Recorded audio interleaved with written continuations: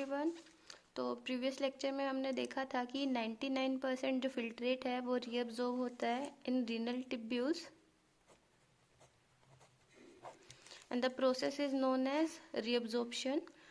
जो tubular epithelial cells है nephron के डिफरेंट सेगमेंट्स की, ट्यूबुलर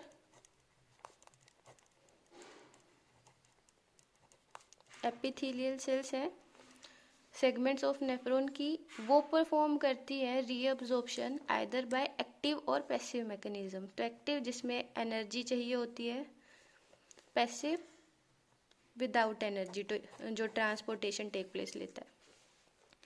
तो एक्टिव और पैसिव ट्यूबुलर एपिथेलियल जो सेगमेंट्स हैं नेफ्रॉन के उनमें प्रेजेंट होते हैं, ये रोल प्ले करती है रीअब्जॉर्प्शन में। फॉर एग्जाम्पल अगर हम देखें substance like glucose, amino acids, sodium etcetera, तो अगर ये फिल्ट्रेट में रीअब्जॉर्ब होते हैं तो ये अब्जॉर्ब होंगे बाय एक्टिव पाथवे। और अगर उसकी सेकेंड केस देखें तो जो नाइट्रोजनस वेस्ट है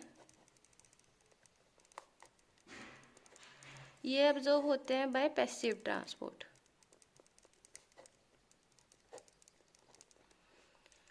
Reabsorption of water also occur passively in the initial segments of the nephron। तो reabsorption जो initial segments हैं नेफ्रॉन के passively उनमें होता है। During urine formation the tubular cells, जो tubular cells हैं वो secrete करती है हाइड्रोजन आयन और potassium ion and ammonia into the filtrate. Tubular cells filtrate के अंदर इनको सेक्रीट करेगी। Tubular secretion is also important step in urine formation as it helps in the maintenance of ionic and acid balance. तो ये maintain करते हैं ionic and acid base balance of body fluids. तो tubular secretion बहुत important है। तो ये third step था सेक्रीशन, जिसमें ट्यूबुलर सेल्स आयन सेक्रीट कर रही हैं बॉडी के फ्लूइड्स की आयनिक एंड एसिड बेस की जो कैपेसिटी है उसको मेंटेन करने के लिए। तो नेक्स्ट टॉपिक आता है फंक्शन ऑफ टिब्यूल्स। टिब्यूल्स के क्या फंक्शन है? जनरली इसमें होगा कि जो टिब्यूल्स हैं कौन सा पार्ट किस जो कंपोनेंट है किसकी अब्जॉर्प्शन में रोल प्ले कर रहा है। तो फर्स्ट आता है proximal convoluted tubule also known as PCT. So PCT is lined by, इसकी जो सरफेस होगी वो लाइंड बाय होगी simple cuboidal brush border epithelium. तो PCT lined by simple cuboidal brush border epithelium ये क्या करता है, इसकी वजह से सरफेस एरिया इंक्रीज हो जाता है। जो रीअब्जॉर्प्शन में सरफेस एरिया इंक्रीज होगा तो ज़्यादा रीअब्जॉर्प्शन होगी, जिससे जो ग्लोमेरुलर फिल्ट्रेशन रेट है वो इंक्रीज होगा। तो nearly all the essential nutrients 70 to 80% जितने भी एसेंशियल न्यूट्रिएंट्स हैं ऑफ इलेक्ट्रोलाइट्स, तो 70 to 80% of electrolytes and water are reabsorbed by this segment. तो 70 to 80% इलेक्ट्रोलाइट्स और वाटर पीसीटी के अंदर रीअब्जॉर्ब होता है। पीसीटी हेल्प करता है पीएच और आयनिक बैलेंस को मेंटेन करने में बॉडी फ्लूइड्स के by selective secretion of hydrogen ions. तो हाइड्रोजन आयंस को सेक्रीट करके ये हेल्प करता है पीएच और आयनिक बैलेंस को मेंटेन करने में। हाइड्रोजन आयन के अलावा और माइनर अमाउंट में रिलीज होते हैं ammonia and potassium, ammonia and potassium. तो ये हेल्प करते हैं एसिड बेस बैलेंस में और आयनिक बैलेंस में।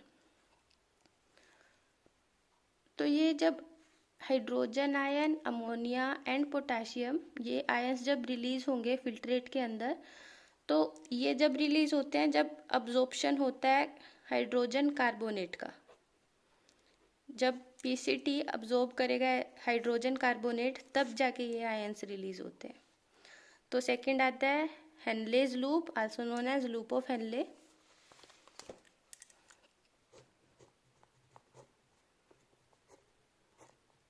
जो रीअब्जॉर्प्शन रेट है वो मिनिमम है as compare to other tubules. जो रीअब्जॉर्प्शन रेट है वो मिनिमम है in Henle's loop. However this region plays significant role in the maintenance of high osmolarity. तो ऑस्मोलैरिटी को मेंटेन करने में रोल प्ले करता है ऑफ मेड्यूलरी इंटरस्टिशियल फ्लूइड। जो डिसेंडिंग लिम्ब है, लूप ऑफ हेनले के दो लिम्ब थे, descending and ascending. Descending limb of loop of Henle is permeable to water, मतलब ये वाटर को पास डाउन होने देता है, वाटर परमिएबल है डिसेंडिंग लूप ऑफ हेनले, और इम्परमिएबल है इलेक्ट्रोलाइट्स के लिए। ठीक है, उसके बाद आता है जो कंसंट्रेट है फिल्ट्रेट के, जब भी वो मूव डाउन होते हैं डिसेंडिंग टू असेंडिंग लिम्ब, तो असेंडिंग लिम्ब इसका अपोजिट है। कैसे? ये क्या होता है, वाटर इम्परमिएबल है और इलेक्ट्रोलाइट्स परमिएबल है, जिसकी वजह से इलेक्ट्रोलाइट्स अब्जॉर्ब होते हैं। अलाउ करता है ये ट्रांसपोर्ट ऑफ इलेक्ट्रोलाइट्स एक्टिवली और पैसिवली। तो इलेक्ट्रोलाइट्स दोनों पाथवे से ट्रांसपोर्ट होते हैं, active as well as passive.